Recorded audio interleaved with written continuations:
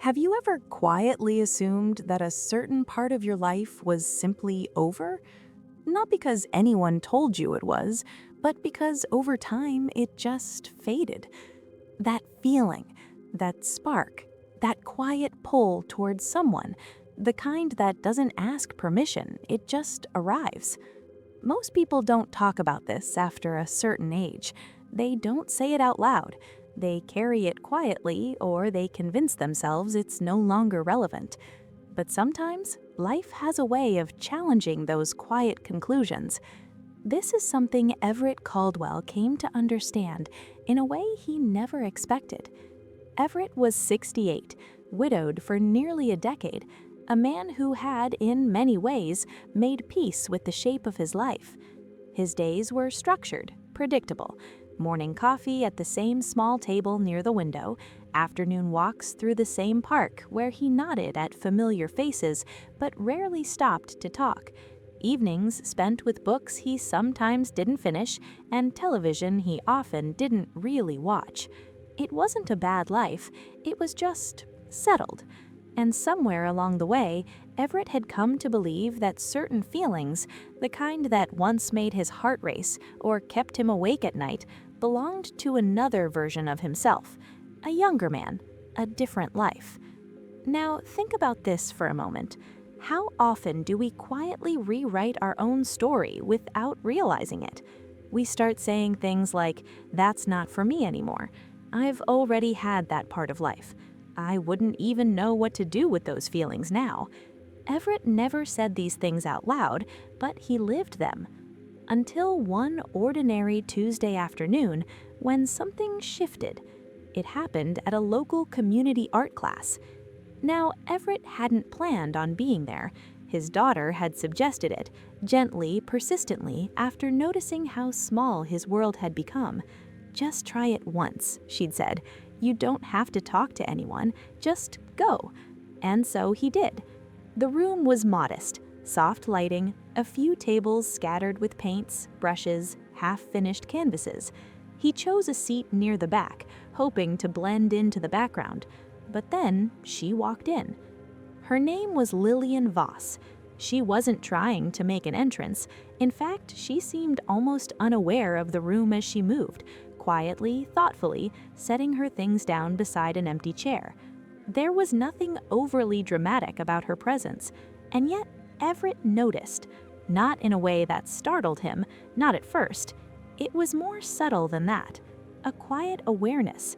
The way she paused before picking up a brush, as if considering something deeper than the painting itself. The way she smiled to herself, not for others, but as if she'd just remembered something private. It stirred something in him, not loudly, not in a way he could immediately name, but enough to make him look twice. And that alone felt unfamiliar, because for years Everett had moved through the world without that kind of noticing, without that quiet pull toward another person's presence. He told himself it was nothing, just curiosity, just the simple fact of sharing a space with someone new. But over the next few weeks, something began to unfold. They didn't speak much at first, a few polite exchanges, a nod, a brief comment about colors or technique. But even in those small moments, there was a kind of ease. No pressure, no expectation. And yet, Everett found himself thinking about those moments long after he left the room. He started arriving a little earlier, choosing a seat a little closer, not intentionally, or at least that's what he told himself.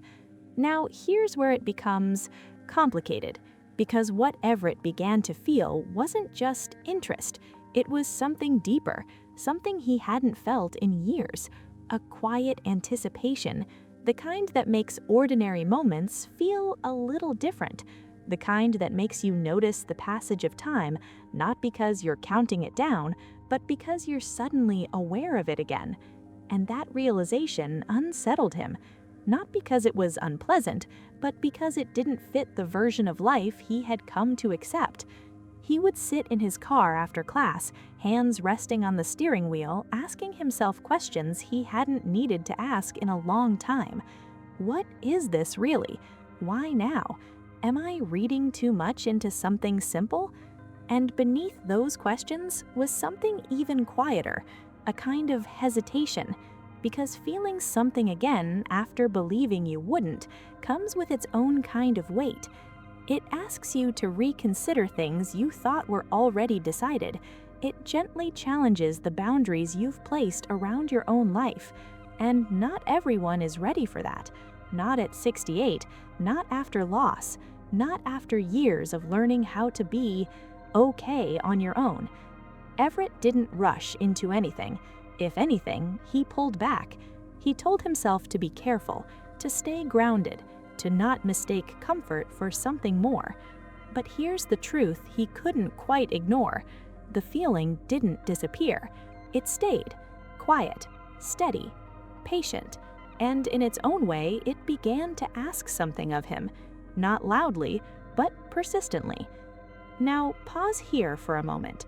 What do you do when something you thought was gone returns? Do you welcome it, or do you question it until it fades again? For Everett, that question was just beginning. There's a moment, quiet, almost unnoticeable, when hesitation begins to turn into something else. Not confidence, not certainty, just a willingness to stay a little longer in the presence of something you don't fully understand. For Everett, that moment didn't arrive all at once. It came in fragments. A longer pause before leaving the art room, a slightly more personal question, a shared silence that no longer felt like something to fill, and eventually, a conversation that moved beyond paint and canvas. It happened on a late afternoon when most of the class had already drifted out. The light in the room had softened, stretching gently across the floor. Lillian was cleaning her brushes. Everett was about to leave, or at least he thought he was, but instead he heard himself ask, "Have you always painted?"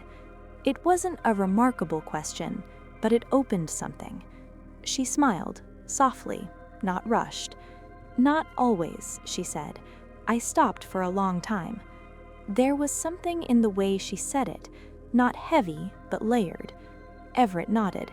"I suppose we all stop certain things at some point." She looked at him then, not intensely, just directly. "Yes," she said, "and sometimes we don't even realize why."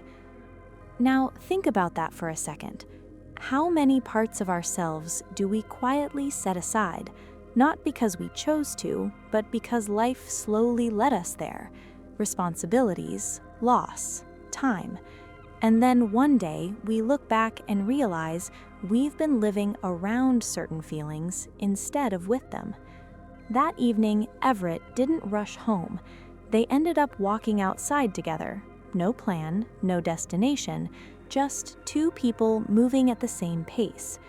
They spoke about small things at first, weather, family, the town, but beneath it, there was a kind of recognition, not of shared history, but of shared understanding.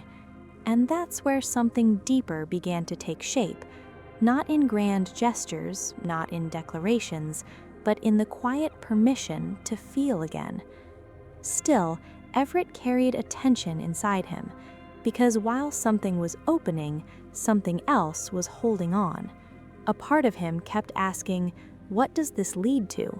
And perhaps more importantly, is it wise to even ask that question? You see, when you've lived long enough, you begin to understand the cost of emotional investment. You know that connection isn't just warmth, it's also vulnerability. And Everett had spent years learning how to live without that kind of risk.